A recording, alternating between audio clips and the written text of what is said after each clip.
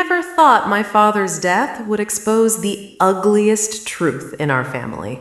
Not at the funeral, not during the tears, not even when the will was mentioned, but 3 days later, when my sister-in-law smiled and said something that made my stomach drop. My name is Marissa, and the $760 million inheritance my father left behind was never supposed to tear our family apart. But greed doesn't wait for grief. It hides, it watches, and then it strikes. My father was a self-made man. Real estate, tech investments, quiet wealth. He trusted paperwork more than people, and that's why, before he died, he put everything in a family trust. Equal shares, clear rules, no shortcuts. At least, that's what I believed. On the day of the funeral, my sister-in-law held my mother's hand, cried the loudest, and told everyone, "We're family. We'll get through this together." People believed her. I did too.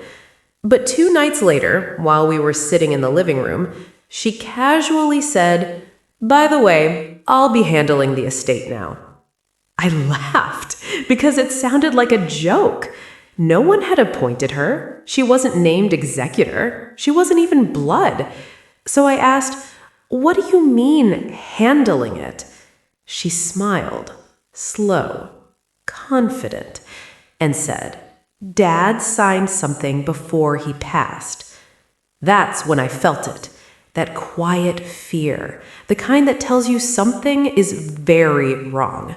Because my father never made secret decisions, and if he did, why didn't anyone tell us?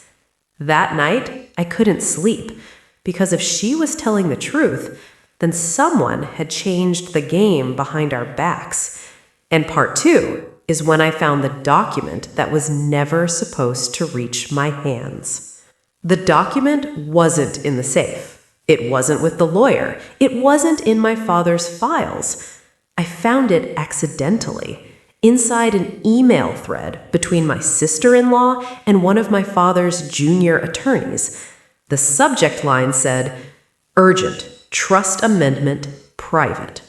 My heart started racing because my father had one rule: no amendments without all beneficiaries present. But this one was dated 6 weeks before his death, while he was hospitalized on heavy medication. The amendment didn't remove anyone completely. That would have been obvious. Instead, it shifted control, voting power, decision authority, temporary management rights, all quietly handed to her. She didn't steal the money. She stole the control. And control is how you erase people slowly. The scariest part? The signatures looked real. Too real. When I confronted her, she didn't panic. She didn't deny it. She said, "Dad trusted me more, that's all."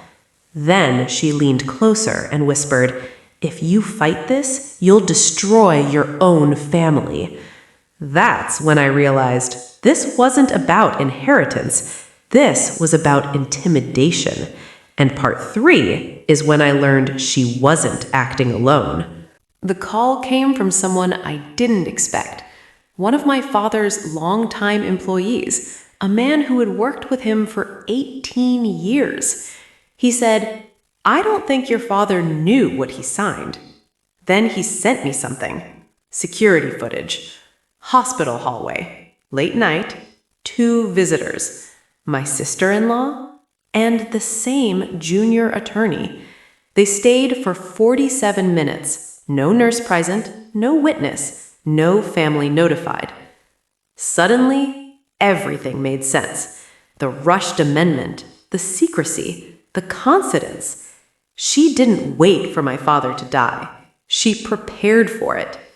When I showed the footage to my brother, he went silent. Then he said something that broke me. She told me it was for everyone's protection. That's when I knew. She didn't just manipulate paperwork. She manipulated people.